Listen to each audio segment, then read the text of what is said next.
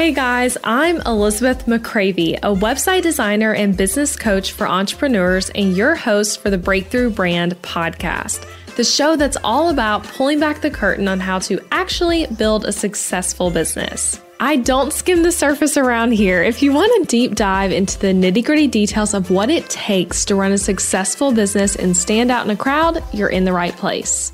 After creating a multiple six-figure-a-year website design business in my 20s, I'm ready to share everything I've learned and everything I'm still learning because I believe the keys to building a thriving business should never be a secret.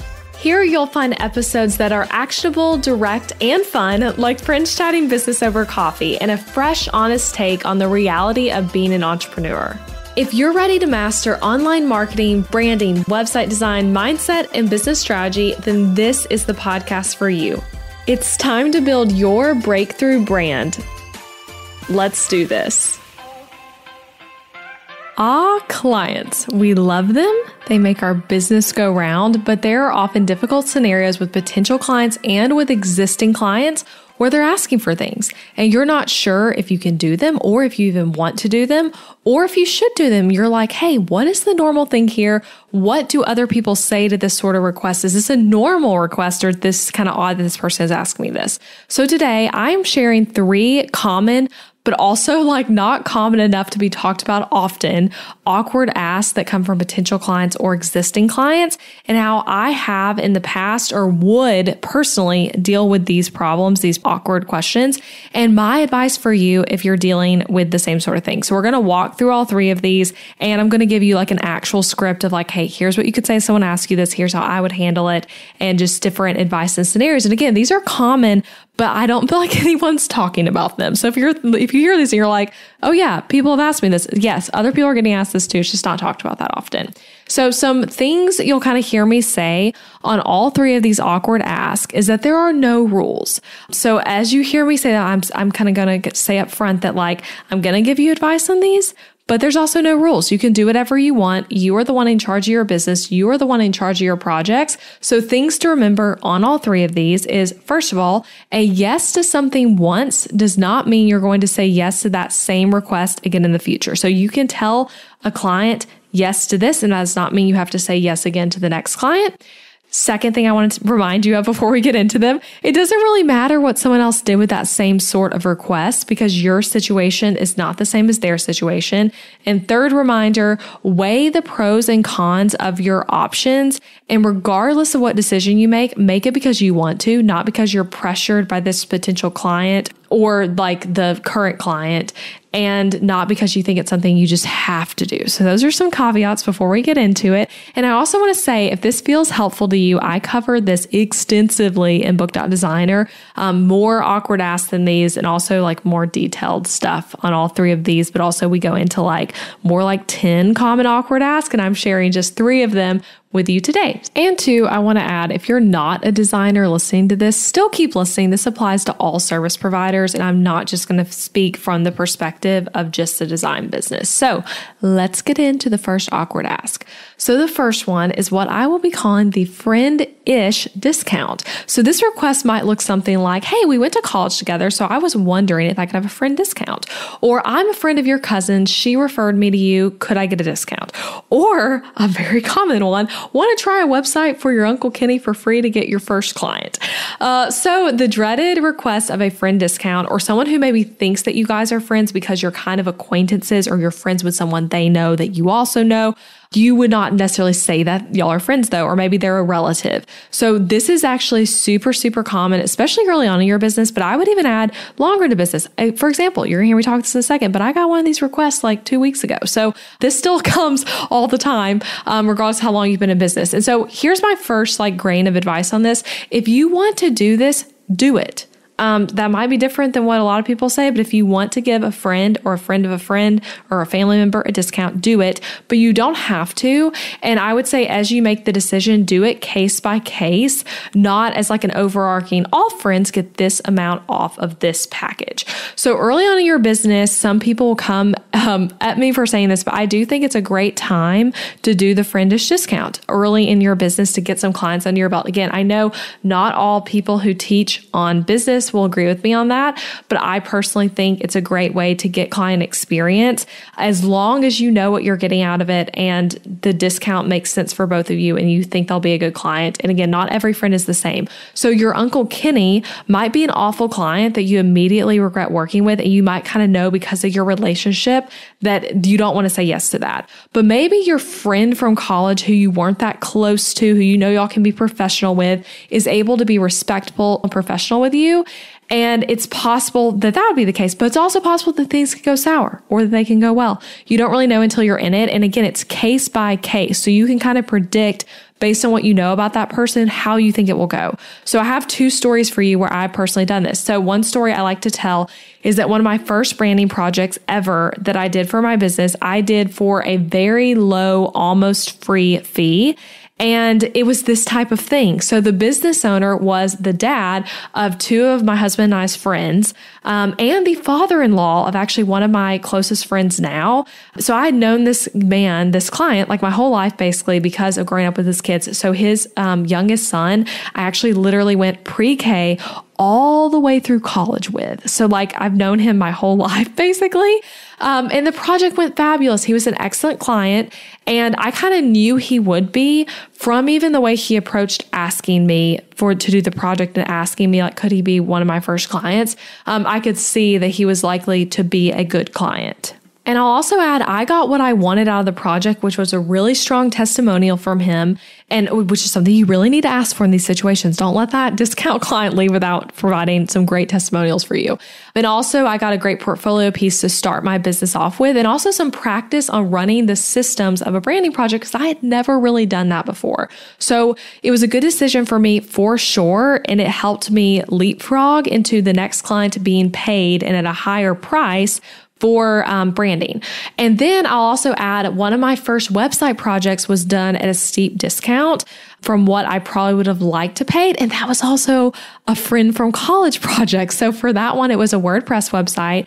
And it was a girl who I actually was not close with in college, but we knew each other in college. And I think that's helpful. So it was like we were friends, but more like friends of friends, not close at all, but we knew each other. And so she was approaching it. I don't even think she asked for a discount. I just did it like way lower. It's like, hey, you're going to be the first time I've ever built a website.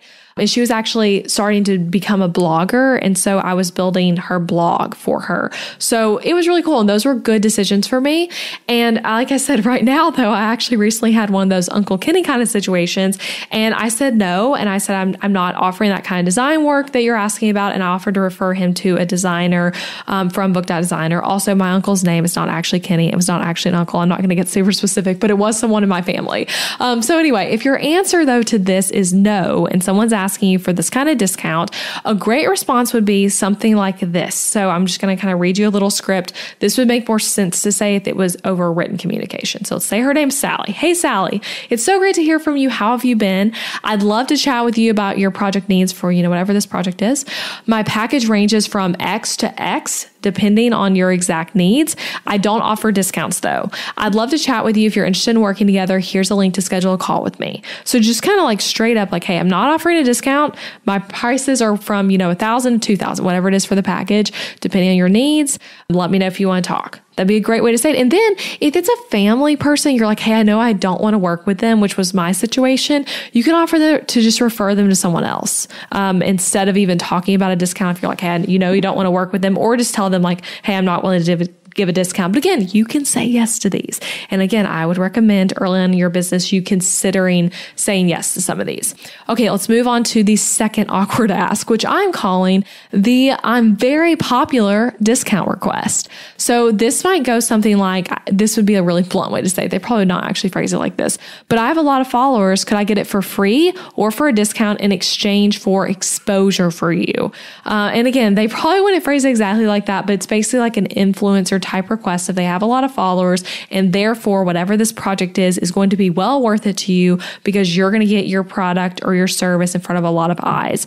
And this type of thing is way more common than you think. I feel like people just literally don't talk about it, but the influencer world is huge and continues to grow with the popularity of TikTok and Instagram still, and the ease of someone becoming famous, honestly. Like it's really easy to become famous now. It used to be that you had to be on TV or in movies to be at that level of influencer-ness and fame. And now everyday people who have never been on the big screen are famous through just sharing their lives on social media. And I actually looked up stats about this. And right now, this is according to an article from July of this year, which I'll link to in the show notes, but the influencer industry is a $21.1 billion industry. And in that same article, I read that 82% of marketing departments have an influencer budget. But I thought this was interesting that most of those companies, most brands, so 82% have a budget for this, but most are spending less than $50K a year on their influencer budget. So just interesting thing. So 82% though of people are budgeting something for this. So it's a thing. And you can let it be a thing in your business or not. But when someone has a large audience and they're used to getting stuff for free in exchange for an Instagram story or a blog post about it, or even maybe getting paid a lot of money to do those things, they might make this ask for things like their branding, their website, their photos, their copywriting, their bookkeeping, their visit to the salon. I mean, literally anything is possible. And I personally, just to go ahead and start giving feedback on this one, I love the idea of working with influencers for product companies. But I think it's tougher when it's a service, especially services that are longer than a day and are high cost and high workload for you. So for example, it would be different for you to gift an influencer your custom jewelry that costs you $50 in retail in exchange for a post to their TikTok or Instagram. But it's a totally different story when you are gifting them a $10,000 branding website that takes you 4 months to build for free, or you're gifting them your bookkeeping services for an entire year that are $500 a month. You know, like that's a different kind of thing. Or you're gifting them shooting their entire wedding for free. You know, whatever it is, it's just like, it's a different thing than a product exchange. And so to kind of tell you my own experience, I've had this asked for personally. I've never been asked for free on doing a brand and website for someone, but I have been asked to do a big discount because of someone being an influencer. And I said no, and ultimately didn't even do the project to refer them to someone else because I didn't really like the way it was going to start. But that does not mean it's the right answer for everyone. So I think this is such a case by case, and I can't give you this is what you should always do kind of answer. And every business is so different as well. So, you might have a business that's kind of a little bit more between product and service. Maybe the service you'd be offering is only your day rate, so it's going to be quick. But here are the things I want you to consider as you consider this kind of ask. So first of all, I would consider this, not doing it 100% for free. It is a longer to do, and it's a more than a $1,000 value service. Okay. So if it's more than $1,000 of value, don't do it for free, and consider a discount to them, but not doing it for free. And if you do this, really lay out exactly what that you're getting in exchange. Second thing, this is a huge one. Ask yourself if their audience would actually buy from you. So for example, say you're an interior designer in Dallas, and this influencer also lives in Dallas, and she's saying, I'm going to get you lots of clients. So ask this person to provide you with data of where their followers live. So maybe, you're thinking y'all both live in Dallas. That's great. But then you get to see their stats and you realize that only 10% of their large TikTok audience is in Dallas. And therefore the likelihood of it helping you is slim. Another example would be if you provide a business to business service like web design or copywriting, but their audience is primarily made up of stay-at-home moms or people with 9-to-5s, then it's not likely to help you. That's a really huge one that I think a lot of service providers miss in these influencer deals, that if they are not influencing other business owners and your service is for other business owners, which I think a lot of you guys listening are in that situation, then it's not going to help you. Third thing to consider, look at engagement rates and also other platforms they have besides the big one. So looking at how much are people actually engaging? Are these followers real? And then I really do think it's huge because as someone who has done influencer type deals, people kind of shortchange the other things like the person's email list or their podcast audience or, their website blog traffic and YouTube and things like that. So I would just try to look at them holistically and see what other things you could leverage with them besides just the, TikTok following or whatever it is. And then final thing to consider is getting very clear on what you're getting and have a contract with it. So don't just let it be, I'm going to do this $5,000 worth of work for you for free and you're going to post about it. Get clear. How many stories is it? Is it a reel? Is it a TikTok? Are they going to mention you on their podcast? How much exposure are you really getting? So I hope that's helpful. And again, those are things to consider. And I'm not going to give you like a harsh, like this is the way, this is the not way to do it.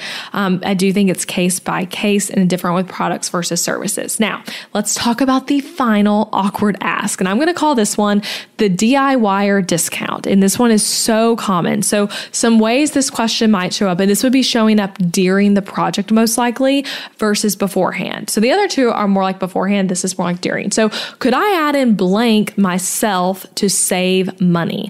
What if we cut out the engagement photo session? Okay. Wedding photographers, you've probably gotten that one. What if I just designed my own service page? Designers, you may have gotten that one. I actually don't need the strategy call listed in your package. What is the discount for removing that? Or they might ask, can I sub blank for blank instead?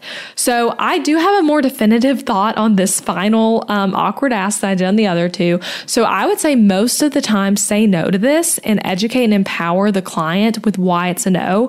I also don't recommend showing potential clients an itemized cost sheet because then you're more likely to run into this. So for example, if you tell everyone that a logo is worth $500, the typography selection is worth $100, the color selection is worth $200, and the brand guide's $100, etc., then you're going to have people say something like, if I pick the colors for you, then can I get $200 off? Same with a website. If you tell them that each additional page is $400, then they might look for pages that they can DIY or get their assistant to design to get the price down. And you don't want to do that because you're trying to create the level of quality that you're trying to give them. And them like DIYing parts of it is going to really mess with that. And I know photographers run into this a lot when you're including an engagement session with a wedding package.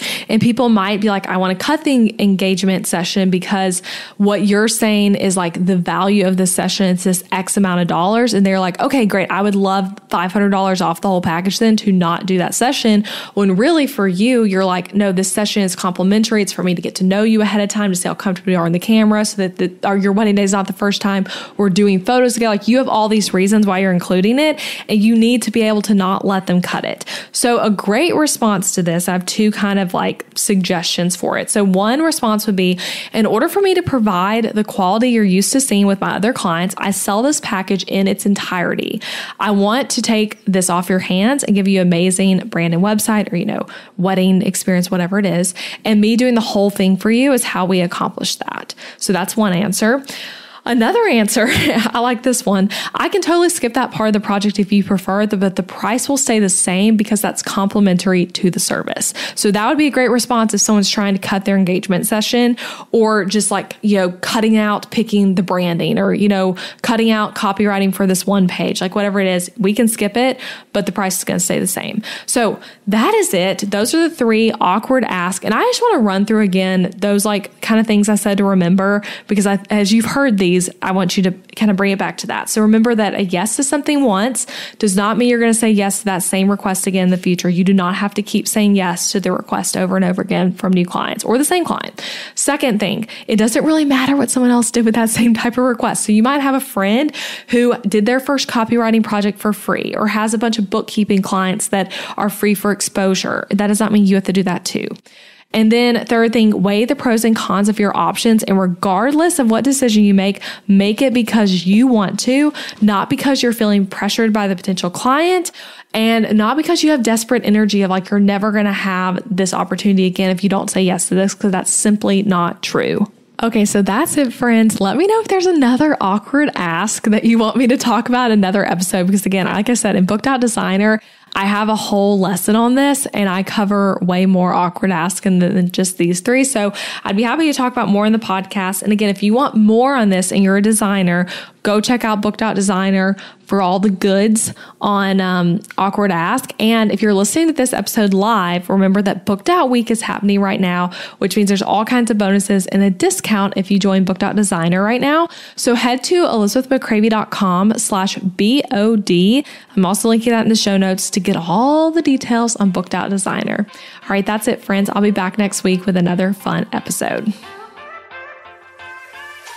Hey, thanks for listening to the podcast today and for staying until the end. I appreciate you being here. And if you enjoyed this episode, then I want to invite you to check out my online course and coaching program for designers, Booked Out Designer. In this program, I teach you how to build a successful, in-demand, booked out business as a designer. You'll learn everything from the exact experience I take my clients through to things like figuring out your niche, mastering discovery calls, pricing your services for profit, creating contracts that will not cause you legal troubles, and my exact social media strategies to book clients. You even get to watch recordings of me in actual meetings with my actual clients so you can really learn through what you're seeing. We take things you're learning on this podcast and so many topics I never even cover on this show and deep dive into them. So in addition to the amazing course, the course is 9 modules of teaching with over 90 lessons. You get group coaching calls with me and access to an exclusive Facebook community of designers just like you. And fun fact, this isn't one of those kind of Facebook groups where the founder never comments on posts or you never see them in there. You'll find me in there all the time, ready to help you out with any business question you have. So to get info on the course and to see when the doors will be opening again, head to elizabethmccravey.com/BOD, short for Booked Out Designer. I hope to be able to coach you and teach you inside of the course soon. And don't forget that you can subscribe to this podcast on Apple Podcasts or wherever you're listening so that you never miss an episode. And a great way to support the show is to leave a rating and review, share it with a friend, share it on social media. All of that will help get the word out. All right, I'll see you again next week.